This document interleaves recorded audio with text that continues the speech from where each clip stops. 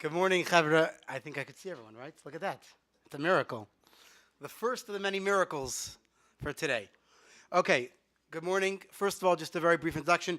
Did everyone get one of these booklets? Okay, if you did not, there's more over there. Make sure, and over here, make sure you have one of these booklets. I'm going to reference different page numbers as we go along. And so it's kedai to have a booklet to understand what's happening. In fact, what? I know they didn't put the page numbers on, but whatever. We'll do some. We'll count the pages. Hopefully, exactly. Hopefully, we'll all learn how to count. Okay, so just a very brief introduction. My name is Chaim Rosenstein. I live in Florida.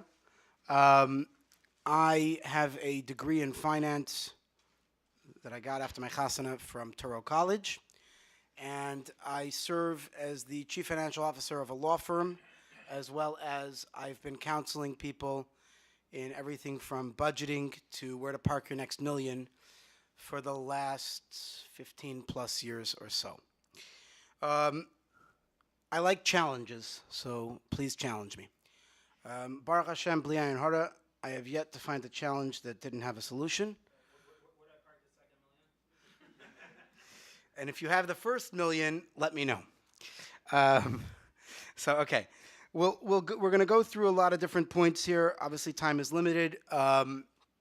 So I would encourage, I don't know if people have pens or not, but if you have questions, write them down, on the back of your booklet or whatever. And this way we could take questions at the end, and so it won't interrupt what we're trying to do. Okay. One or two quick disclaimers. First of all, any advice you hear today, I do not bear any responsibility, nor does the Kinnos HaMechanchim bear any responsibility for the results of that advice. Take it or leave it at your own risk. That's number one. And number two is that there's no magic trick that I'm going to necessarily tell you. Nothing earth-shattering that you didn't already hear at some point or another in your life that you're like, wow, this looks like a flash from Har Sinai kind of thing. This is not what's happening here. We're just going to focus on practical points of what we can all be doing to have more affordable simchas, to have the ability to understand how to get a mortgage or things related to that, investing, and so on. Okay. So most people don't realize that the cost of making a bar bas mitzvah and a chasana can be done with $3 per day. $3 per day. Now, obviously, everyone has unique circumstances, unique needs, and anything I'm going to tell you here is going to be for the klal, which is difficult because there's nothing cookie cutter when it comes to finance. But with that being said, the numbers are the same for everyone as far as if you can put aside $3 per day, you will be able to make your child a beautiful bar bas mitzvah and a beautiful chasana without the stress of going into debt. Period. Okay, so there's a few components here. Number one, this is the biggest caveat, is that this starts from when the child is born. Now, most of us already have children. If not, they should bench you with children. But most of us already have children, so you're going to say, well, how does that work? My child is already 5 years old, 10 years old, 15 years old. Well, if they're 15 years old, obviously they're already past bar bas mitzvah, so it's a different question. And we will touch more on that, what to do if a child is older, how to play catch up, and so on and so forth in a moment. But first, I'd like to at least show you. And if you look at the booklets, unfortunately, like I said, the page numbers didn't come out, and I don't know why. But if you look at the booklet, on what looks to me like page 3, I guess, where it says, it's the top of the page says $100 invested for 12 years at 7%. If you see that, okay. So this basically is using an equation as follows. If a person has a baby girl, and when that baby girl is born, they take $100 and they invest it. As we'll discuss later on, how to invest it, where to invest it, how to achieve these percentages, and why I picked these percentages. And it earns 7% per year, plus accounting for inflation. By the time that girl reaches bas mitzvah, that girl, you'll have saved up in an account for that girl $19,545. No, that's contributing $100 in the beginning and $3 per day, an average thereafter. If you want to know what $3 per day comes out to per year, you see that also on the sheet where it says initial investment 100, yearly deposits 1,080. So why do I say $3 per day? Because unfortunately, what I've seen, like I said, for the last 15 years or so that I've been doing this, is that the vast majority of people fail at their finances because it's just too tall of a mountain to climb. It's too much. I can't master it. I don't know what you want me to do, right? So if I tell you $1,080 a year, you're going to say, I don't have an extra $1,000 a year. Look at my bank account at the end of every year, whether you're going Rosh Hashanah to Rosh Hashanah or January 1st to December 31st, you look at my bank account at the end of the year, I don't have an extra $1,080. But if you ask most people how quick they are to spend, or let's be blunt, to waste $3 per day on a coffee, on a this, on a that, the other thing, a chocolate bar, a Danish, whatever it may be, the answer, most of us, when we're under our blanket, we could at least admit it that most of us do that. Again, not everybody, but most of us do that. So this factors in, again, $100 in the beginning and $3 per day thereafter. Now, there's a reason why. There's a reason why why we put in 7%. Again, that accounts for inflation. So that would be the buying power, the equivalent of $19,545 of today. Now, most people could make a very decent bas mitzvah, l'mashal, for $5,500 or less. Again, every city is different, every community is different, every person has different standards based on who they're inviting and so on and so forth. I can tell you, I don't like to use too many personal examples, but I can tell you personally, I made a bris, Baruch Hashem, 6.5 weeks ago. And thank you. And I had to make a much bigger, more lavish simcha than I would have otherwise made because the future mayor of my city was in attendance. How do I know that? Because both candidates for mayor were there. So I happen to be, I maybe didn't mention in the beginning, I'm the liaison between the Jewish community of my city and the government. So I'm in touch with members of my city all the time. I'm in touch even with the governor's office as well, Governor Ron DeSantis. And it's a very interesting dynamic when you have a blue city and a red state. So I can bridge the gap sometimes there too. And so I had to spend more pashut because you're making a simcha that you're inviting lahavdol a bunch of elected officials to, a bunch of goyim, and you need to account for that as well. But most people in today's dollars can get away with spending within the $5,500 cap and still make a very, very nice bas mitzvah. We're not talking about bar mitzvah. We're talking about bas mitzvah. Assuming that you do this, and again, we're still on the $3 a day. You look at the next page. Same. Don't turn the page. It's the same. Meaning, if you're holding it like I am, it's you're not turning the page. But if you're holding it folded over, you would turn the page. The next page picks up, minusing off $5,545 for the bas mitzvah, and leaves you with $14,000 still in that account. Now let's assume that your daughter gets married at the age of 20. Most don't get married before 20. Some do. Some, unfortunately, later. Whatever. Or some people say fortunately later. Whatever it may be. But assuming your child gets married at the age of 20, and you continue on that $3 per day track, so you have 8 more years there. You'll see the total on your page of what you'll have for the chasana, $35,135 saved. Now, could you make a chasana that costs you far more than $35,000? We're talking about today's dollars, by the way. Could you make a chasana where per side it costs you far more than $35,000? 100%. Could you make one for less? Not so much less. But again, so is it perfect? Will it be 100% covered? That'll depend on what type of chasana you make.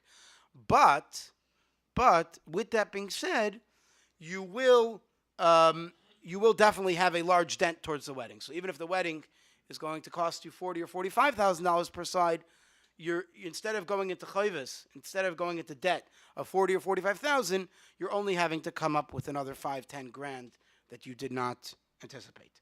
So, I'm sorry. I'm sure you'll get it, but I'm saying this is how many if you have one child. But if you have 5, 6, 7 children, putting away $1,000, if it's $3 a day, it's not $3 a day. It's more.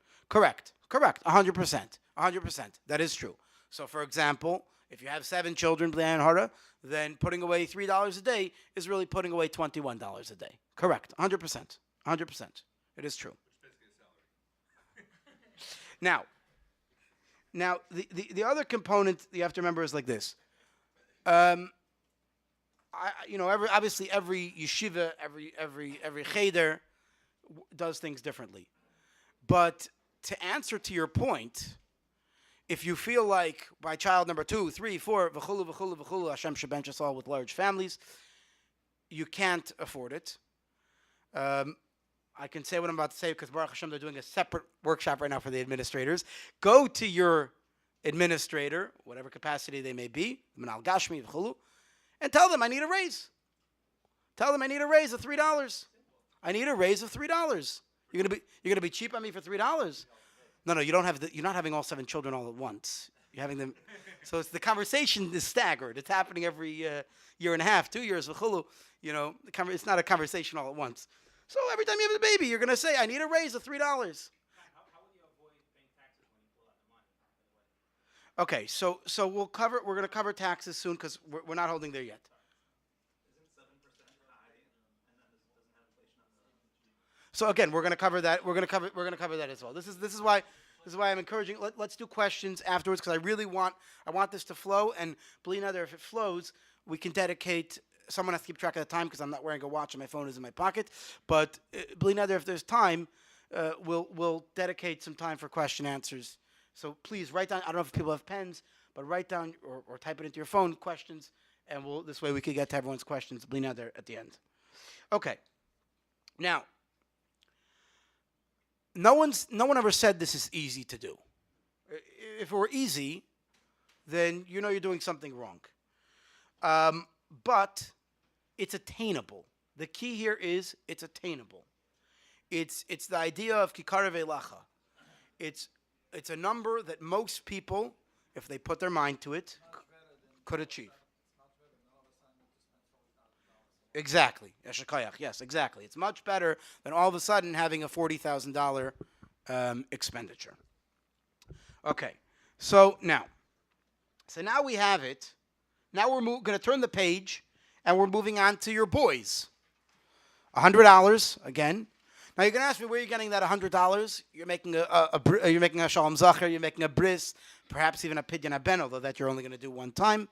And what I'm going to tell you is the same way you are spending money on all the things that come about with having a new baby. Oftentimes it is from gifts, from relatives, from friends, v'chulu. You're going to set aside $100 of that money to start off your child's future and make sure that he has what he's going to need. Now you take the $100 for the boy for 13 years till his bar mitzvah, and you have at the end of 13 years you have just shy of $22,000. Now obviously we know a bar mitzvah is a lot more expensive. Namely, the cost of tefillin already right there is today's rates. I think is about 2,000 a pair. Am I right? Something like that. 3,000 per pair. Right. I don't know. A couple of, I mean, my kids are still a little bit younger, but a couple of my siblings either made bar mitzvahs recently or are making bar mitzvahs, and they paid about 2,000 a pair. So forgive me if I'm relying on that, but I'm relying on the fact that the bar mitzvah is going to cost you, including tefillin, $13,000. That gives you, so again, however you want to slice it. If your tefillin's 4,000, you have 9,000 for any party or anything like that. If the tefillin's more, you have less available. But the point is, we're right now cheshboning ice, $13,000 to make bar mitzvah. Now again, once again, could you make a much more lavish affair? Sure, I've been to bar mitzvahs that have been six-figure occasions. They've been well over $100,000. But I mean, do most people need that? I don't think so. Not in my opinion. I'm not a big proponent of that. So therefore, I think that 13,000 all inclusive to make a bar mitzvah in most communities is sufficient. Clarify, this is 100 initial plus the $3 per day. Correct. Yes. So if you notice, we're looking at now we're looking now at the page that says $9,000 invested, because if you have about 22,000 and you minus off 13, you're left with 9, and you're going to continue on that $3 a day, and we're going to assume, again, for discussion's sake, that the boy is about 23 when he gets married. Again, he could be 22, he could be 24, v'chulu, but we're going to assume an average age of 23, and you'll see what you have left for his chasana. It's a little bit less than what you have for your daughter. It's not quite $35K, but it's $32,626 for the chasana. Now, again, people today split chasana costs differently. Some people do flop. Some people do 50-50. Some people do if one of the mechutanim is much wealthier and the other mechutin is the yeshiva rebbe, then they'll be generous and absorb the difference. Halavai. But the main thing is, again, it's $32,626 of today's dollars is what you'd have to marry off that son. Is it going to be everything you need? Once again, lav dafka. But it will put a major dent in making sure that you have it proper. Yes, absolutely. Okay, and once again, I want to remind you, if at this point you have 7, 8, or more children, blia and hara, then don't be ashamed. Go to your administrator and tell them it's time now. You need that $3 raise. They shouldn't be cheap on the $3. They could forgo on the Danish. It'll help with the waistline as well. Okay, I better stop. Okay, so okay. Now the next, if you turn the page, we're gonna get to how, why, what brings us to these numbers, because it's very nice for me to show you, yeah, $3 a day will get you all this money. But if you notice, by the way, on each of the pages, below where it says the total of what you'll have, it says you will have earned, and there's a number there, in interest, meaning in the return on investment. So it's not just talking about putting it in a bank account with Bank of America or Chase that gives you about 3 pennies for every 100,000. It's talking about investing the money. So where do we get to having 7% after inflation? Because remember, with the buying power of today, obviously one of the biggest variables that we don't know is nobody knows. At least I can't speak for everyone in the room. I don't know the future. And therefore, I don't know what inflation will be going forward. I don't know what the returns on different investments will be going forward. The best way that we can analyze something like this, we also don't know the cost of simchas going forward. The best way is to look at where we are today and where history has brought us to be able to then analyze from there where we might be going in the future. So if you look at if you look at the page that says what is the average stock market return, that page and the page that follows talks about how the stock market has performed, specifically the S&P 500, which is one of the indexes of the stock market. It's called the S&P 500 because the 500 largest publicly traded companies in America are part of this exclusive club. The sad thing is now there's 502. But the two anomalies that got in there didn't affect the change in the name. But either way, this shows you where the returns have been over the course of the last 5 years, 10 years, 15 years, 20 years, 25 years, and 30 years. And you could pretty much see, with the exception of the 25-year one, the returns have pretty much been consistent at about 9.5% or more, given those time periods. Now, again, this factors in various different events in the history here in the United States that some of us remember, some of us may not remember, whether it's the financial crisis in 2008 to the dot-com bubble right around the year 2000, to some of the more golden years, so to speak, of the 1990s, or of more recently from 2008 till now, where these returns have been tremendous. But with that being said, it's important to note that the average return, it's fair to say, is going to be 9.5%. Now, I'm going to go for a moment to the second to last page. So just keep your hand on the other page because we're going to go back. We're going to go backwards. But we're going to go to the second to last page for a moment, or third to last page, where it says calculate the value of $1 in 1999. I'll pause for a moment. Everyone can find it.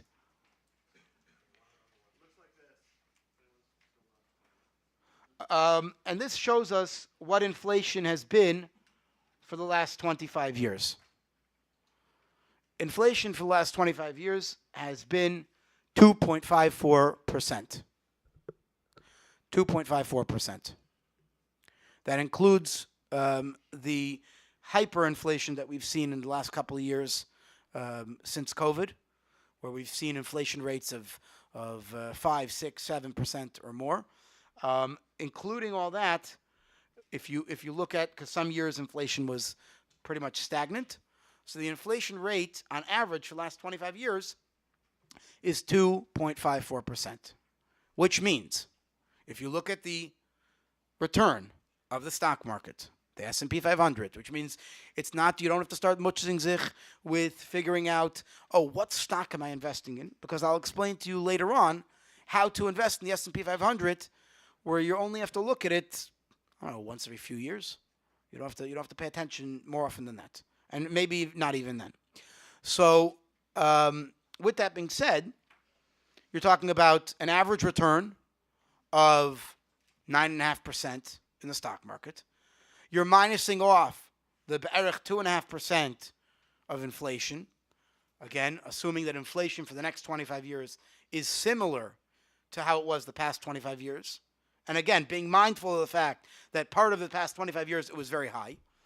And you're left with your 7% return on investment, which is why I'm comfortable saying that these numbers that I talked about, of the $3 per day and what you'd have to be able to make bas mitzvah, bar mitzvah, or chasana, are all reflective of today's buying power.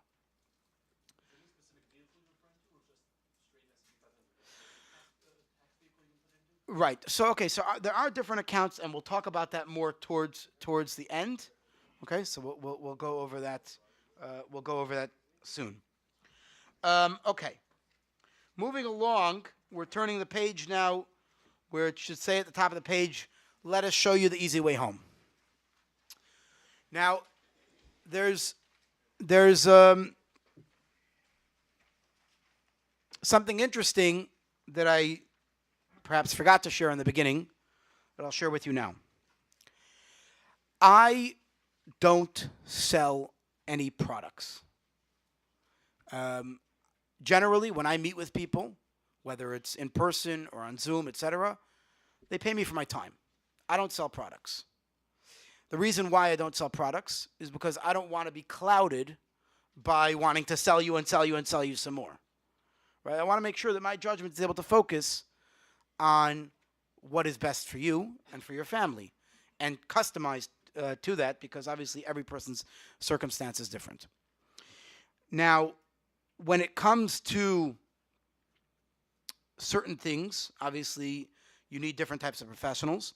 So one of the things we're talking about here today is mortgages. So I reached out to one of my friends that I often refer people who need mortgages to. You have his contact information at the bottom. His name is Avi Hershkowitz. He lives in the Five Towns, I believe. And I've dealt with him many times with many complex mortgage situations. And that's why when I knew that I was going to have the privilege of speaking to you guys here today, I called him up and I said, Avi, I would like to see if you could put together something specifically for the teachers. So what you see on these 2 pages, and again, what I'm holding up right now is the 2 pages I'm referring to, are from him. And he based it upon, I drove him a little crazy because I'm a bit of a perfectionist at times. So he would send me something and I messaged him back, no, it's not good enough. I need something that mamish talks to mechanchim. And so we zeroed in on different things. We zeroed in, if you look at these pages, we zeroed in on the credit you need, on documentation, income documentation. We zeroed in even on grants that are available to help with down payments, to help with closing costs, parsonage income, et cetera, et cetera. So let's go through some nakudas regarding mortgages. Now, so yeah, I have 5 minutes left. Okay. Time is passing fast. Okay, 5 minutes. That includes questions or no? 5 minutes total. 5 minutes total. Okay. Well, an extra 5 minutes. Okay. So to be then very brief, there's multiple types of mortgage products where you could put down as little as 0% down to 5% down, 3.5% down, 20% down. Obviously, you need the income to be able to support whatever your monthly payment is going to be. Usually, that needs to be 2.5 to 3 times whatever the projected monthly payment is going to be. So, for example, if your estimated monthly mortgage payment, let's just throw out a number, is going to be $3,000 a month, you would have to be able to show income of 2.5 to 3 times that amount, or about $7,500 to $9,000. Parsonage could be included in that usually. If you put down less than 20%, you're going to end up paying private mortgage insurance, which is going to be somewhere between 0.2% and 2.25% of your mortgage. It's going to depend on your credit score and other factors as well. The loan-to-value ratio, the debt-to-income ratio, which there's not sufficient time to go into right now, but just be mindful of the fact that it will cost you quite a bit more money. And in the grand scheme of things, it'll cost you sometimes considerably more money if you have a higher interest rate. So we're going to talk about that as well. There's such a thing as buying down mortgage points, which every point essentially is 1% of the amount borrowed. That's how much it costs. So if you're borrowing $500,000, you'll pay $5,000 to buy down a point. When you buy a point, it will lower your interest rate by a quarter of 1%.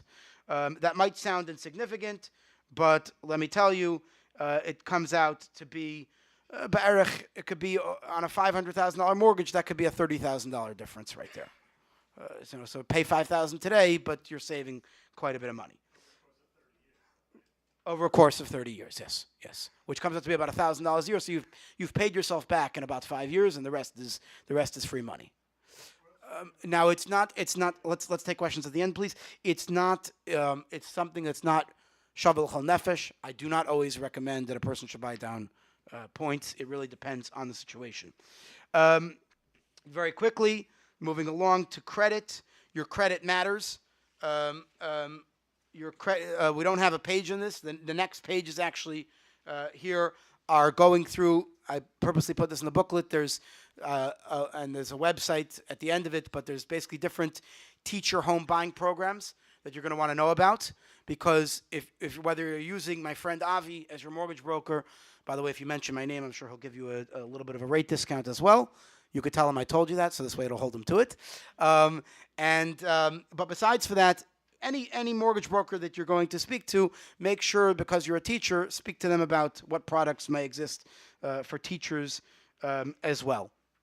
The final component when it comes to final two components rather when it comes to mortgages, it's important to lock in a rate once you're planning on buying.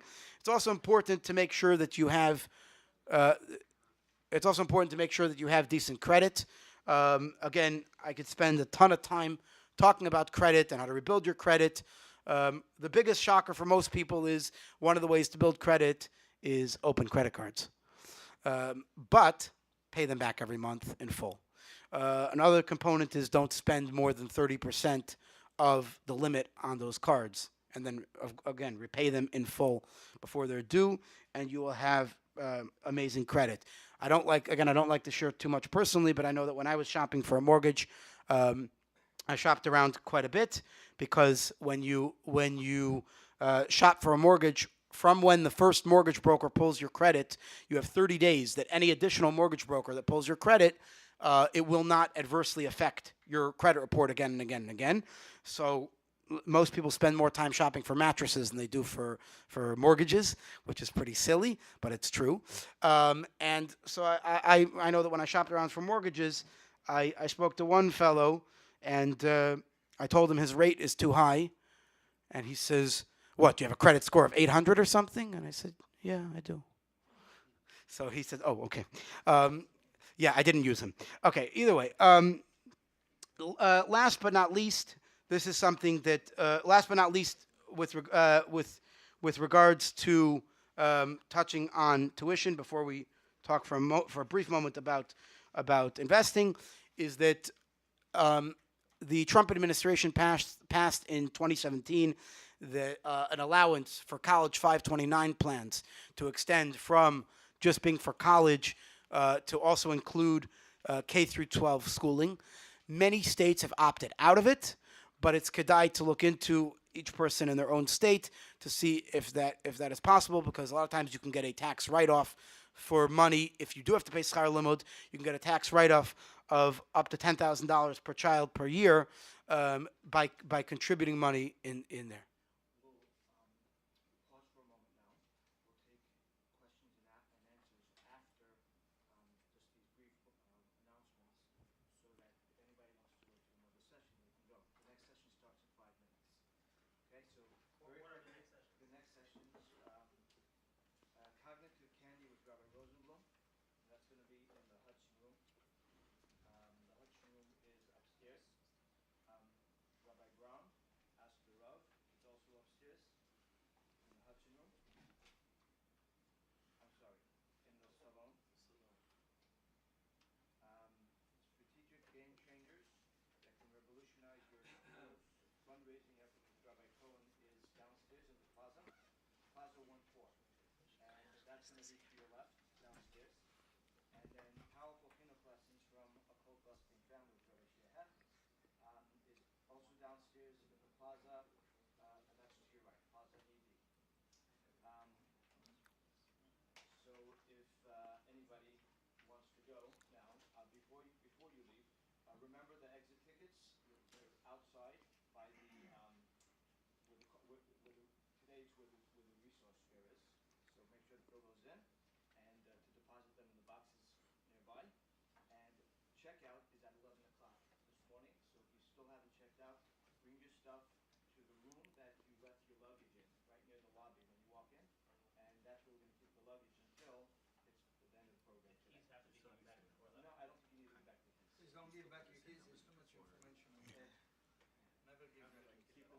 Also, it's in the booklet.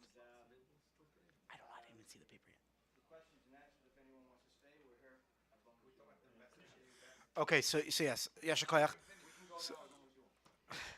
First of all, where am I sitting? Where am I sitting when I for the 15-minute sessions? The 15-minute sessions. And with whom? I don't have the details yet. Oh, great. I'll get that for you as soon as. Perfect. Okay. So I apologize. I realize that we're technically out of time, but I guess we'll go until 11 o'clock because that's when I'm assuming if did it fill out? Did the slots fill out, Rabbi? It was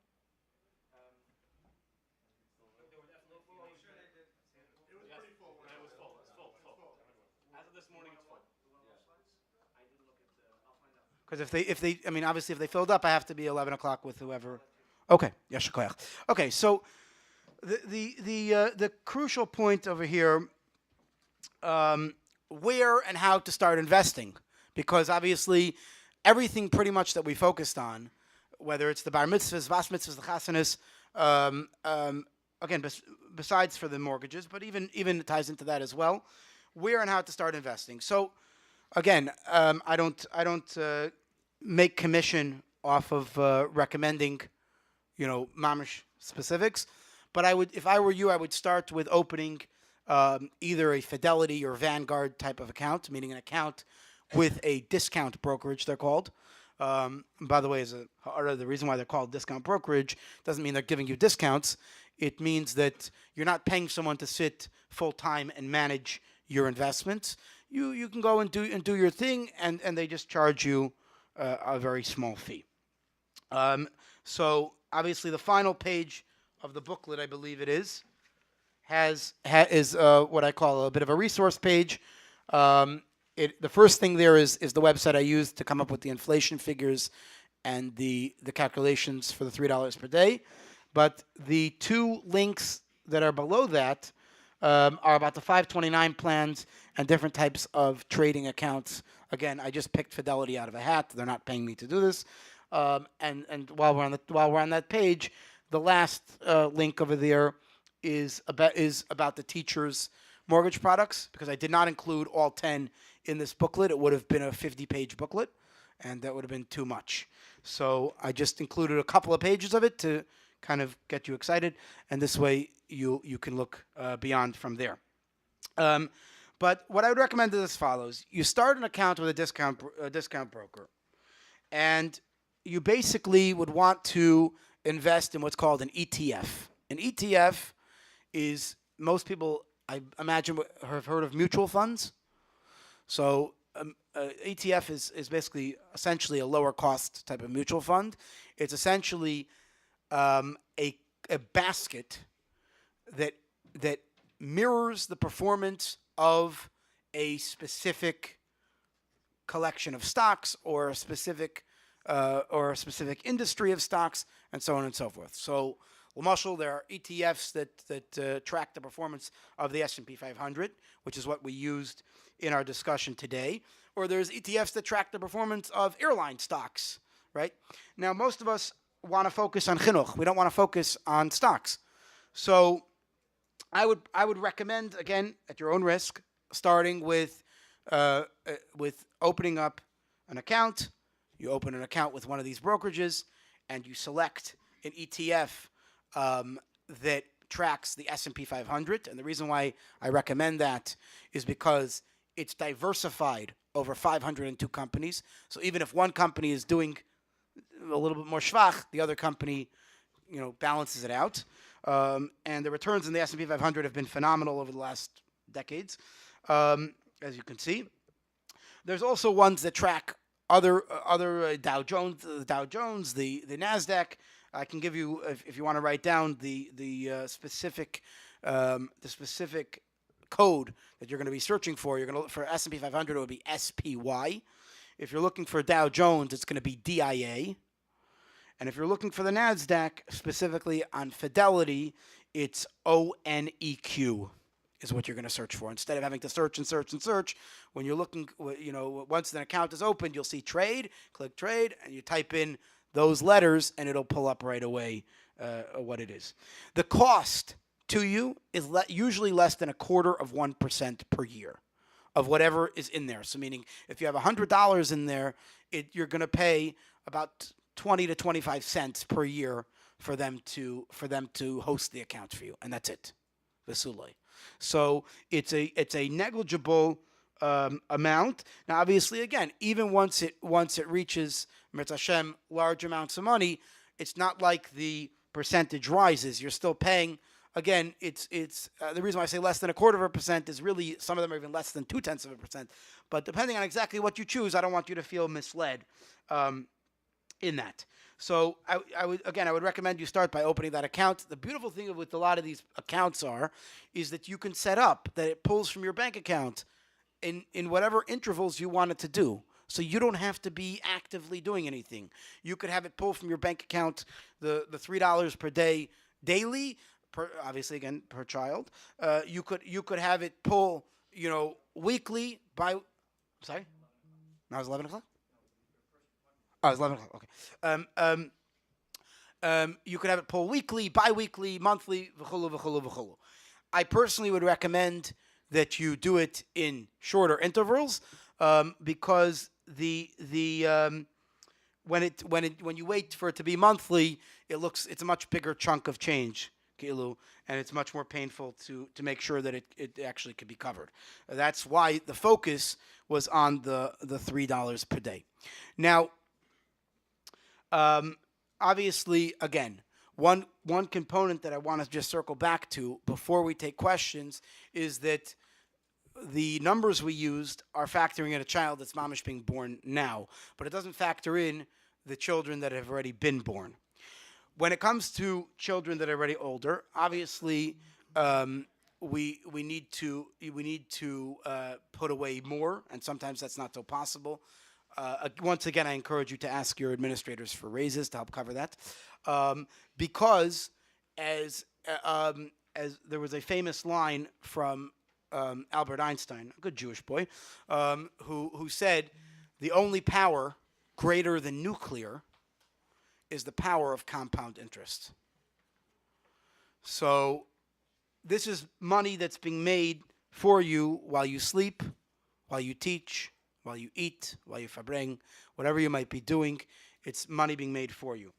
Another beautiful thing is, of course, you can talk to your own Rav about if you have concerns with certain companies that might be in those in the S&P 500. I've had conversations personally with Rabbanim regarding how it applies to individual stocks. For example, most Rabbanim hold, especially if you follow what the Rebbe writes, that you can't buy stock in things like McDonald's. You also have to avoid. Some people say you have to avoid stocks in certain banks because of ribbis. One of the beautiful things, again, speak to your own Rav about these index funds, is you're very far removed from the actual bank and their day-to-day activities. Many Rabbanim would tell you that you don't have a problem of direct hana or ribbis or so on and so forth. Questions?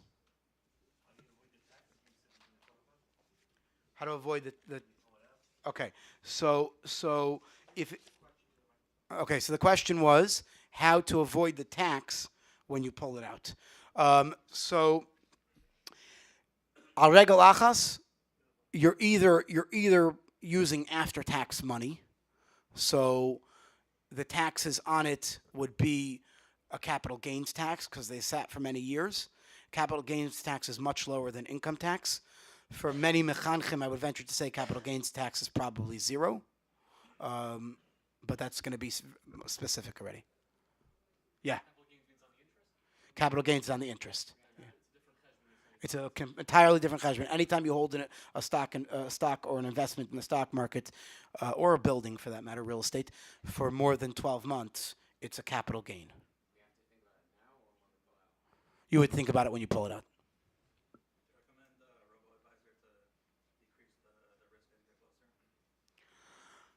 That's, to each their own, but again, if you're going with something as large as an index fund that tracks the S&P 500, I'm saying you pretty much can't go. Whatever, you can't really go wrong. Yeah. This isn't something where you invest based on the current I'm not sure if I understand the question. I'm used to, I guess, almost like a myth or a stereotype in my head growing up with stocks is that you try to buy low and sell high. You No, don't no, do that here, right? no. This has nothing to do with buying low and sell high. This has to do with the fact that assuming that the stock market continues to perform at an average rate that it's been doing the last 25 years, doesn't matter where you buy in, you'll be okay. Any other questions? To be able to invest in it, I do not believe so. No. Always, always.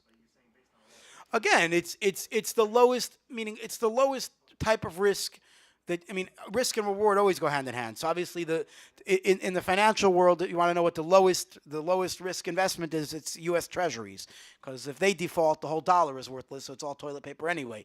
So whatever. But you're going to be stuck getting, right now it's 4.5%, and when in September, if they lower the rates, it's going to, you know what I'm saying. So it's not going to be enough. So this is within the category of risk. This is very, very low.